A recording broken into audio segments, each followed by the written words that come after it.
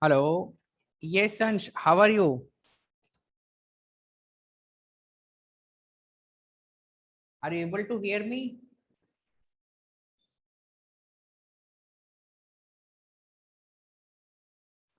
Others are yet to join. Fine. Okay, good. So, have you taken your lunch?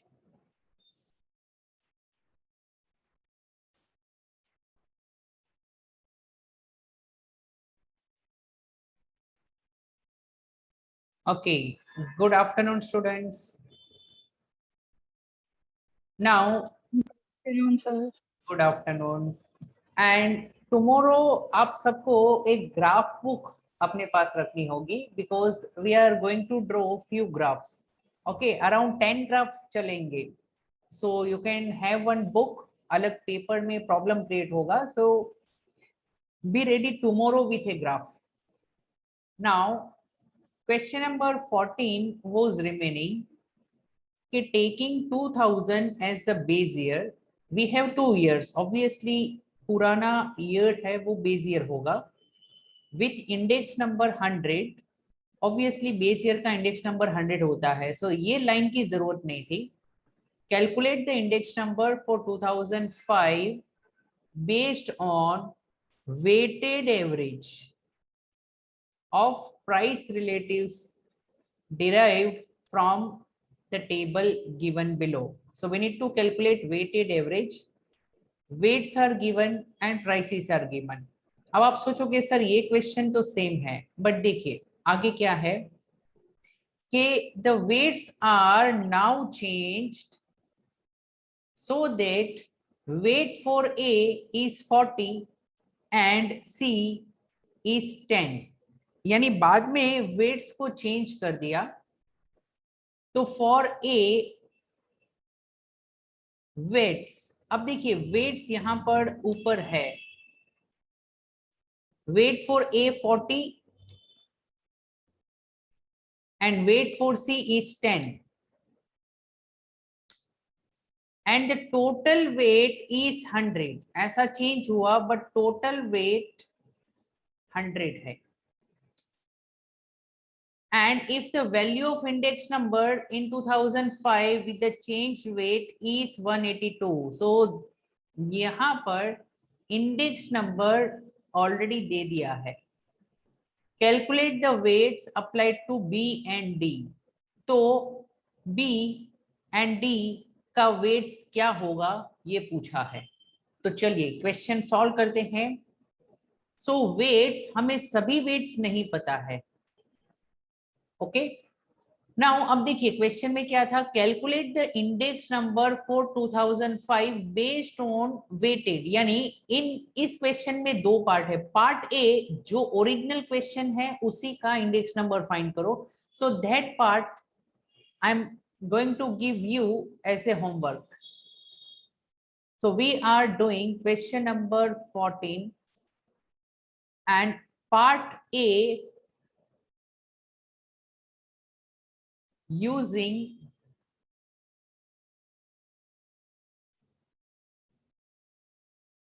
original data. Okay, using original data. So this part I am giving you as a homework because it's very easy. हमें पता है कैसे करना है. Now part number B मैं करूंगा missing weights as per revised weights. कुछ weights नहीं दिए हैं, दो weights नहीं पता है and revision है कुछ weights में. So let us solve this part. So in question I have commodity and prices. So I will write item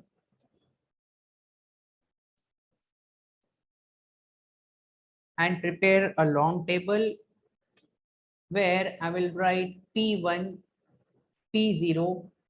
Then I will calculate I. I is P1 by P0 into 100. Then I will have weights and then I need to multiply I into W.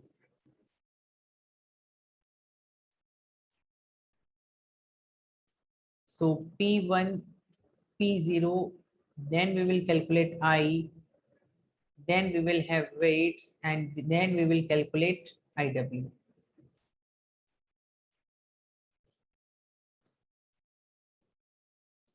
So P1 2005 का price 25, 20, 30, 40, 25, 20, 30, 40 and base year का price 2010 540.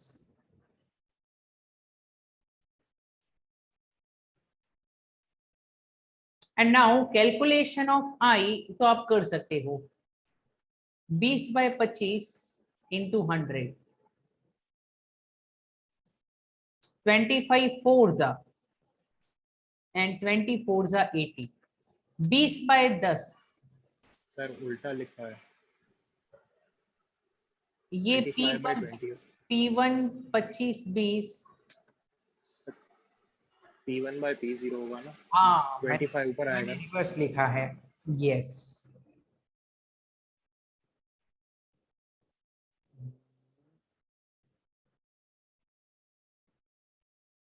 हाँ P1/P0 into 100, तो 25/20 into 100. Correct. 25 is 100, 25 5s are 125. Now ये है 20/10 into 100, so ये double हो जाएगा 200. Then it is 30/5 into 100. So 5 6 are 30. 6 into 100 is how much? 600. And ये सेम रहेगा 40/40 into 100, it will remain 100. Now about the weights. Weights के लिए जो न्यू वेट्स दिए हैं after change that we will write. A का 40, सी का 10 and total weight 100.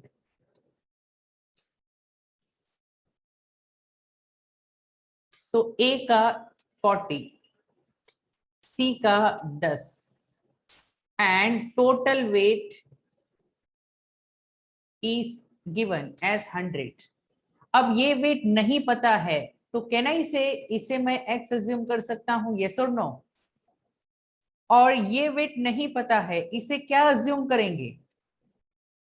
ये वेट क्या होगा? सॉरी, अब देखो इसे कैसे फाइंड करना है. नाउ वाई अज्यूम मत करो, वाई अज्यूम करोगे तो सॉल्व नहीं होगा. Look here, P-X. हाँ देखो ये टोटल 50 है बराबर, ये है 50 + x.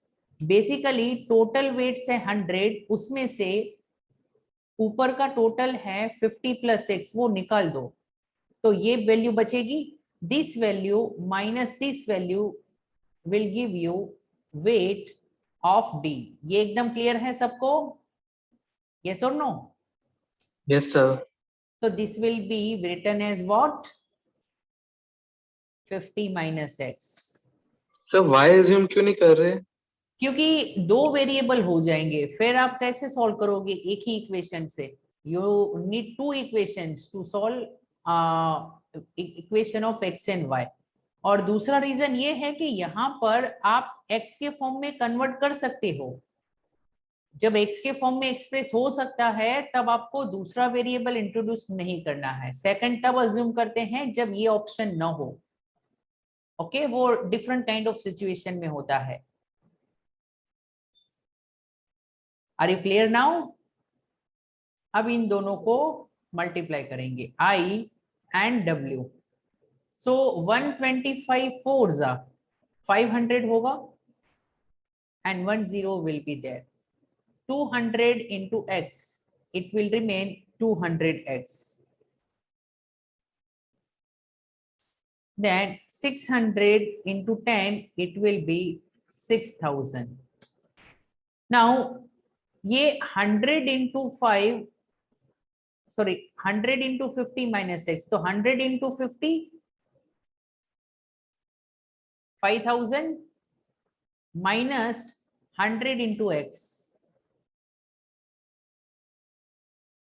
एंड अब ये टोटल क्या होगा? 5 plus 6 how much? 11। 11 plus 5 how much? 16,000। And 200x minus 100x will be what? 100x. Okay, so 5 plus x 11 plus 5 16,000 and 200x minus 100x will give you 100x. Now I will write कि price index number of year 110 basically it was sigma IW upon sigma W. ये तो formula है, but index number is given in the question. देखिए, it is 182, it is given. So it is 182. Sigma IW आपको यहां से मिल गया है in form of x 16,000 plus 100x and sigma W total weight आपके पास है which is 100. So ये 100 वहां पर जाएगा, so 18,200 बन जाएगा और ये 16,000 प्लस में है तो माइनस हो जाएगा.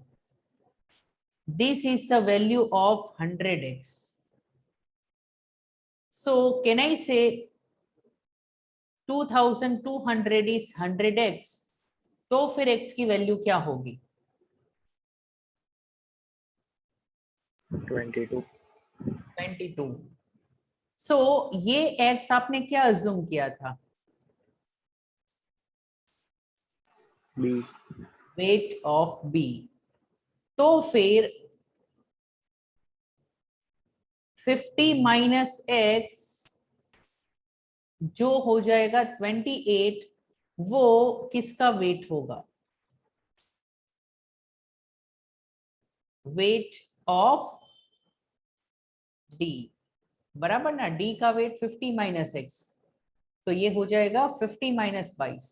इसमें भी इनका आंसर गलत है, चेक करोगे तो they have given some different answer but वो गलत है. और ये बुक के स्टार्टिंग में they have given one email ID कि भाई हमारे बुक में कोई गलती हो तो भाई हमें बताना. तो अगर आपको लगता है कि फ्यूचर में कुछ स्टूडेंट को ये मिस्टेक न मिले तो आप आरडी अंकल को ईमेल कर सकते हो. ओके, उनकी ईमेल आईडी दूं मैं? अब आप सोचोगे सर अपना करते हैं बाकी का रहने देते हैं. ओके, वही sir. so raise your hand if you are clear about this question.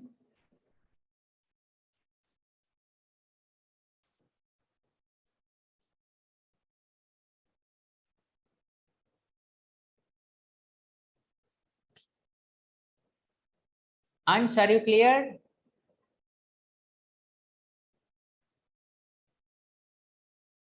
Okay, good. So with this we are completing this chapter of index numbers. Okay, her question solve किए. मैंने होमवर्क में ज्यादा दिए थे because you know बहुत repetitive questions है. Now we have another chapter which is time series. Index number and time series दोनों मिलकर एक यूनिट में है एंड वो यूनिट सबसे ज्यादा स्कोरिंग है आपके लिए. Most scoring unit is this index number and time series. So now here we start with time series. Again मैं रिपीट करता हूं, कल ग्राफ बुक के साथ आपको रेडी रहना है. पेंसिल, इरेजर, ग्राफ बुक के साथ बैठना है एंड स्केल. ऑब्वियसली स्केल जरूरी है. Now first of all time series. Now here series का मतलब होता है many values of a variable. For example, your percentage. Can I say your percentage will vary in each and every examination? Yes. Yes, sir. And जो variable time के साथ अपनी value change करेगा, that is called time series.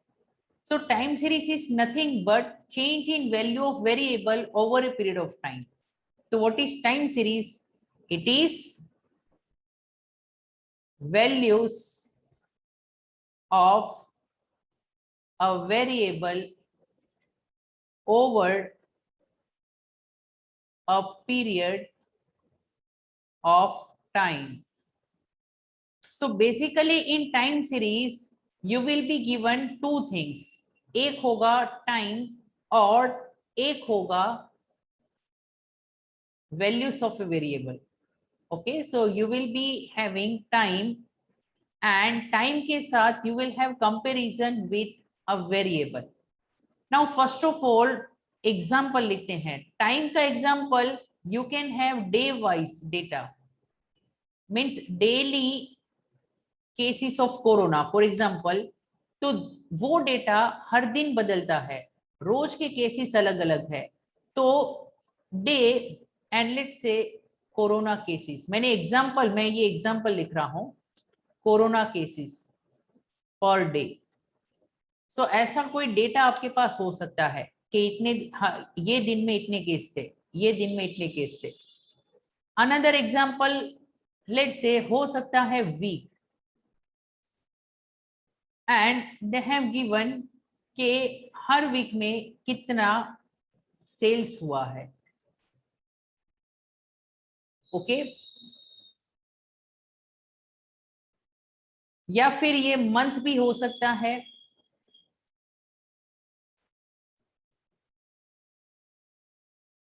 यानी हर month कोई भी example ले सकते हैं. Okay, so let's say each month production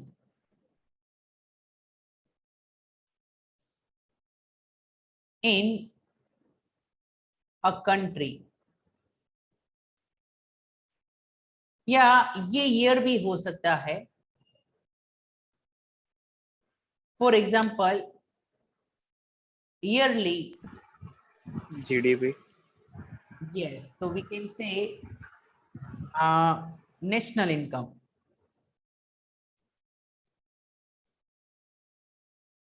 of a country. So it's very easy, time series. Okay, and now time series में basically we use the method of moving averages. यहाँ syllabus में है method of moving averages, and there are three types. First होता है 3 yearly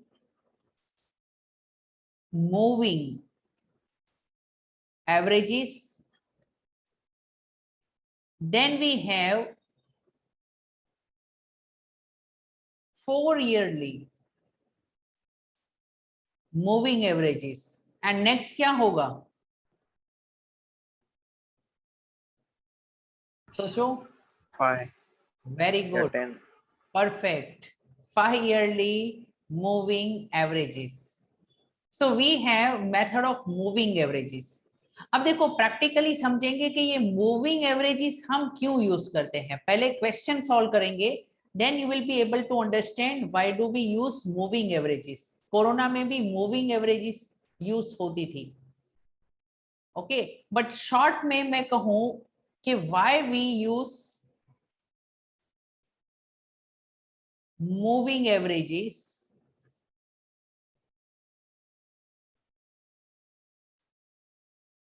तो main reason ये है to reduce the fluctuation. Fluctuation का एक और टर्म है, it is variability. To reduce the variability in data, यानी एक डेटा है, डेटा अगर डायरेक्टली यूज करोगे तो फ्लक्चुएशन बहुत होंगे, लेकिन जब आप एवरेजेस लोगे तो फ्लक्चुएशंस कम हो जाते हैं, और अगर फ्लक्चुएशन कम होते हैं तो डेटा स्मूथ बन जाता है। तो it is also called to smoothen the data, यानी डेटा को फ्लक्चुएशन कम करेंगे यानी थोड़ा स्मूथ बन जाएगा। और अगर लेट से मैं ओरिजिनल लाइन ड्रॉ करूंगा तो लेट से मुझे ऐसी जिगजैग वाली मिल सकती है। This is the original line. अब मैं रेड कलर से मूविंग एवरेज जब मैं फाइंड करता हूं, मूविंग एवरेज इसकी अगर लाइन में ड्रॉ करूंगा तो it might be like this. तो मुझे बताइए कि ये दो लाइन है, ओके, ये हो सके तो आप कल समझ पाओगे, बट अभी भी आपके माइंड में गया होगा कि ये जो ब्लू कलर की लाइन है वो ओरिजिनल डेटा की लाइन है। ओरिजिनल डेटा को मैंने ग्राफ पेपर में रखा है, एंड ये जो रेड कलर की डॉटेड लाइन है it is for moving average. तो दोनों में से मुझे बताइए कि कौन से लाइन में फ्लक्चुएशन ज्यादा है। Blue line. यस, तो ये ब्लू लाइन ओरिजिनल डेटा की है, सो ओरिजिनल डेटा में फ्लक्चुएशन ज्यादा है। ओके, तो ये लाइन जो मैंने रेड कलर की ड्रॉ की है वो मूविंग एवरेज प्लॉट करने से मिलेगी। अब कोरोना के केसेस में भी क्या है कि डेली केसेस बढ़ते हैं, आप देख सकते हैं थोड़ा तो ये लाइन ऊपर की तरफ जा रही है, तो मूविंग एवरेज की लाइन जो है वो आपको ट्रेंड बताएगी। Trend means prediction, it will help you in prediction. तो time series will help you to understand the trend line. तो ये रेड कलर की लाइन है, उसको एक और नाम हम देंगे, उसका नाम क्या है? It is called what? Trend line. So moving average इसलिए हम यूज करते हैं ताकि हमें क्या मिल जाए? Trend line. तो हम जो बोलते हैं ना ये चीज का ट्रेंड चालू है, इट मींस उसकी वैल्यू बढ़ रही है, और वो वैल्यू बढ़ रही है वो इससे पता चलता है, ट्रेंड लाइन से। सो ट्रेंड लाइन आपको मिल सकती है यूजिंग मूविंग एवरेज। तो टू ऑब्टेन ट्रेंड लाइन, तो why we use moving average, मैंने शॉर्ट में आपको ये रीजंस बता दिए। So I hope you are able to understand the concept. तो इन स्टैटिस्टिक्स डेटा का फ्लक्चुएशन कम करेंगे तो डेटा रिलायबल बनेगा, जितना कम फ्लक्चुएशन होगा उतना वो रिलायबल है। क्रिकेट में भी जो प्लेयर कंसिस्टेंट है वो रिलायबल है। इट मींस जिसके रन में ज्यादा फ्लक्चुएशन होता है उसको टीम से बाहर रख देते हैं, काफी अच्छे अच्छे प्लेयर्स बाहर हो जाते हैं बिकॉज फ्लक्चुएशन ज्यादा है। And it has to do with the standard deviation. आपने लास्ट ईयर स्टैंडर्ड डेविएशन सीखा था? Yes sir. Yes, sir. Okay, so variability कम होगी तो डेटा रिलायबल बनेगा। So standard deviation original data में कैलकुलेट करोगे तो ज्यादा मिलेगा, लेकिन ये मूविंग एवरेजेस के वैल्यू में स्टैंडर्ड डिविएशन यूज करोगे तो कम मिलेगा। ओके, so now let us start with the 3-yearly moving average. Economics में ये टाइम सीरीज था last year? No sir. Okay, so ये आप फर्स्ट टाइम सीख रहे हो? Yes sir. Okay, so let's start with 3-yearly moving average. ये बहुत इजी है, इसको 12th में, चलो अच्छा है रख दिया है, आपको कोई ऐसे भी चैप्टर होने चाहिए कि जो आपको वो स्कूल वाली या लोअर स्टैंडर्ड वाली फीलिंग्स दे। ये क्लास 8 के लेवल का टॉपिक है। सो नाउ मुझे फाइल डाउनलोड करनी पड़ेगी, just give me a minute.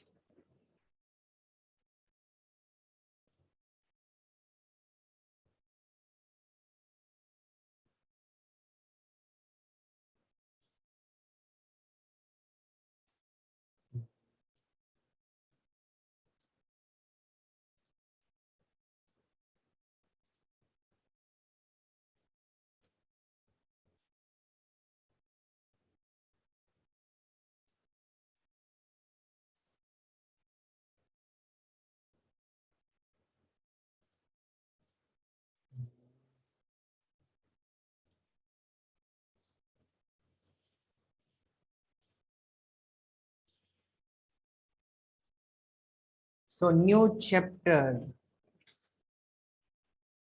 time series.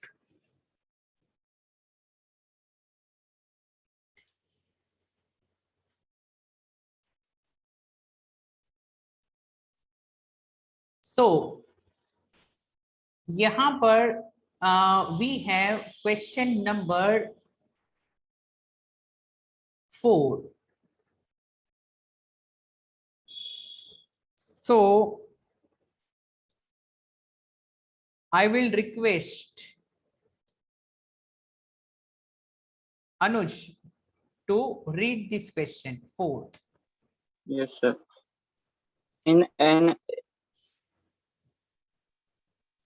influenza epidemic, the number of cases diagnosed were Okay, 8, so no need 1, to read 2. the data.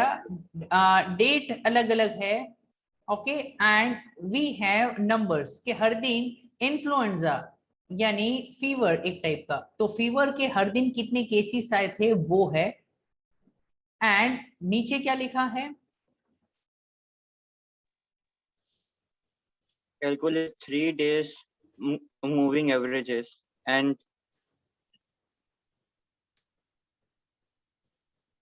display them and the original figures on the same graph. Yes, okay, thank you. Now display them. तो इस question में दो part है, okay. Display का मतलब है graph में बताना है, तो ये वाला पार्ट हम कल करेंगे, अभी हम मूविंग एवरेजेस फाइंड कर लेते हैं। सो क्वेश्चन नंबर 4, देखो 3 डे क्योंकि डे वाइज डेटा है, 3 मंथली अगर मंथ वाइज डेटा हो, 3 ईयरली अगर ईयर वाइज डेटा हो, तो ये डे मंथ या ईयर ये अलग अलग क्वेश्चन में अलग अलग हो सकता है, बट ये 3 से क्या पता चला, ये 3 ईयरली मूविंग एवरेज है, तो मैंने यहाँ पे लिखा ईयरली क्योंकि generally data is given yearly, अगर डे वाइज डेटा है तो 3 डे मूविंग एवरेज हो जाएगा। What this point? Method is same, आपको क्या करना है, एक टेबल बनाना होगा। सो डेट यानी ये जो टाइम है ना, टाइम को हम अज्यूम करते हैं x, एंड जो वेरिएबल है उसको हम अज्यूम करते हैं y। ग्राफ में x एक्सिस पर टाइम लिखा जाता है एंड y एक्सिस पर वो नंबर जिसकी वैल्यू चेंज होती है वो लिखा जाता है। So question number 4, I have x, I have y, and what we will do, we will prepare this graph, sorry table, graph कल बनाएंगे। नाउ अब कौन सी कॉलम्स चाहिए आपको वो ध्यान से समझो। फर्स्ट ऑफ ऑल मैं फाइंड करूंगा 3 yearly moving total,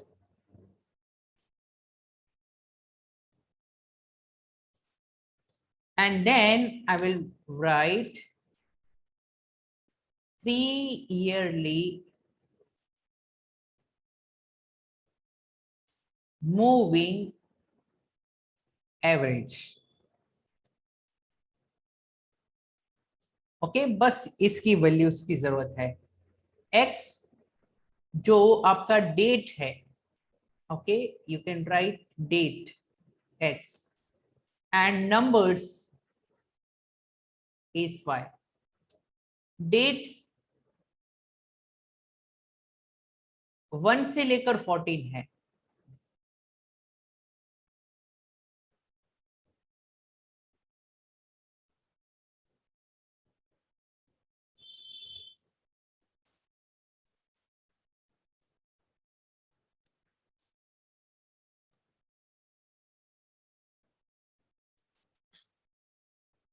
And numbers 2, 0, 5, 12, 20,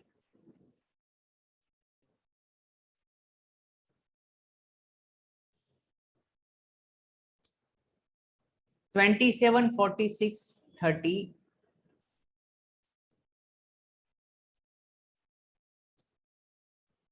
31, 18, 11,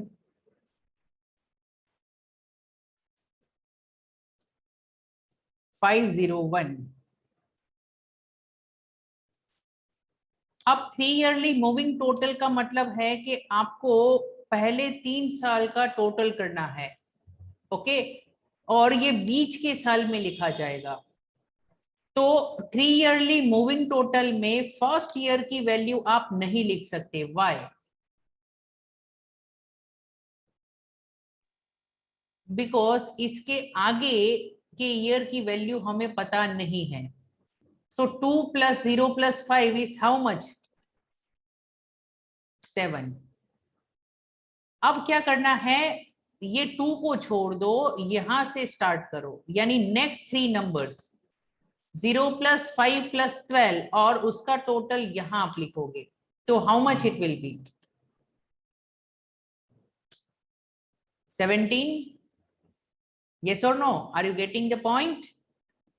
next आप अब ये 0 को भी छोड़ दो, अब नेक्स्ट 5 से कैलकुलेट करो और वो बीच वाले नंबर के बाजू में लिखोगे। तो 5 + 12 + 20 is how much?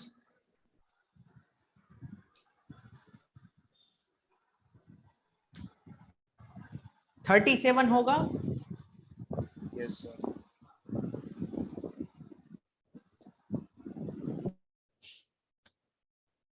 ओके, तो अंश समझ में आ रहा है? ये पहले 3 नंबर का टोटल बीच वाले नंबर के सामने लिखो, फिर नेक्स्ट 3 नंबर्स, यानी पहला वाला इग्नोर करते जाओ।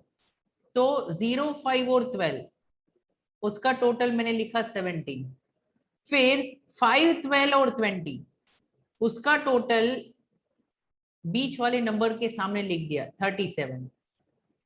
अब नेक्स्ट क्या होगा, मैं ऐसे टिक करके रहता हूं कि देखिए मैंने यहां से ले लिया, अब कहां से कौन से 3 नंबर को ऐड करोगे? 12, 20 एंड 27। 59. यस, तो ये 47, 57, 59। अच्छा, ये हो गया। अब ये 3 नंबर्स 66, 93 चेक करो। Yes, sir. Yes, sir.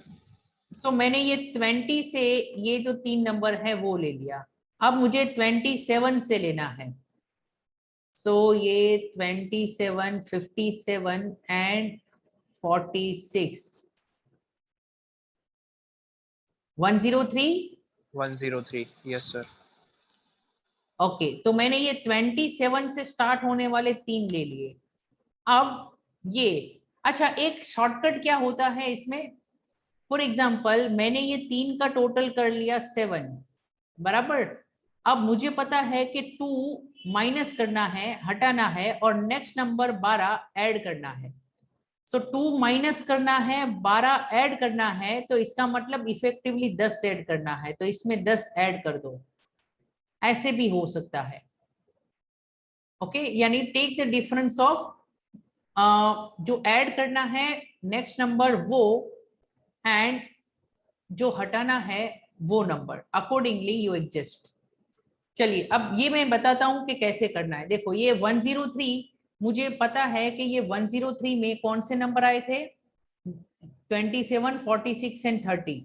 अब मुझे 27 हटाना है और क्या ऐड करना है? 31। तो अब इसका दोनों का डिफरेंस ले लो। 31 माइनस 27 कितना होता है? 4। यस और नो? तो इसमें मैं 4 ऐड कर दूंगा, मुझे मिल जाएगा 107। और चेक करो 46, 30 और 31 का टोटल कितना होता है? 30, 31 का 61 है, 107। तो हर बार ऐसे टोटल नहीं करोगे तो भी चलेगा। अच्छा, अब मैं क्या करूंगा, मुझे पता है कि 46 को माइनस करना है एंड 18 को ऐड करना है। ओके, जो भी आपको ठीक लगे वैसे आप कर सकते हो। So 30, 31 and 18. So 30, 31, 61. 61 और 79 चेक करो। Yes, sir. ओके, सो हमने ये 30 वाला कर लिया। 31, 18 और 11। सो 31, 42, 60 होगा ये। Yes, sir. फिर 18, 11 और 5, 34. 34 ये भी हो गया। अब 11, 5 एंड 0, 16। ये एक्चुअली 5 के सामने है तो मैं बराबर लिख देता हूं, ये 5 के सामने है 16। अच्छा, नेक्स्ट क्या होगा? 5 से स्टार्ट करो। 501 ऐड करोगे तो 6। अच्छा, लास्ट में वैल्यू कैलकुलेट कर पाओगे कि नहीं? No, sir. नीचे कोई No, नहीं sir. है। यस, तो इट इज नॉट पॉसिबल। सो आपने ये 3 इयर्स का टोटल कर लिया। नाउ नेक्स्ट स्टेप, ये जो टोटल है वो 3 साल का है, आपको तो ईयरली चाहिए, तो it should be divided by 3। एक काम करो, यहां पर डे वाइज डेटा है तो ईयरली की जगह पर यूज द वर्ड डेली या डेज, कोई भी चलेगा। 3 days moving total and 3 days moving average. So first value and last value हो नहीं सकती, बस आपको डिवीजन ही करना है। ओके, पॉइंट के बाद 2 डिजिट तक या 1 डिजिट तक लो चलेगा। 7 डिवाइडेड बाय 3, 3 2 जा 6, पॉइंट 1, 10, 3 3 जा 9, तो ये 3 3 3 3 चलेगा। सो कैन आई से इट इज 2.33।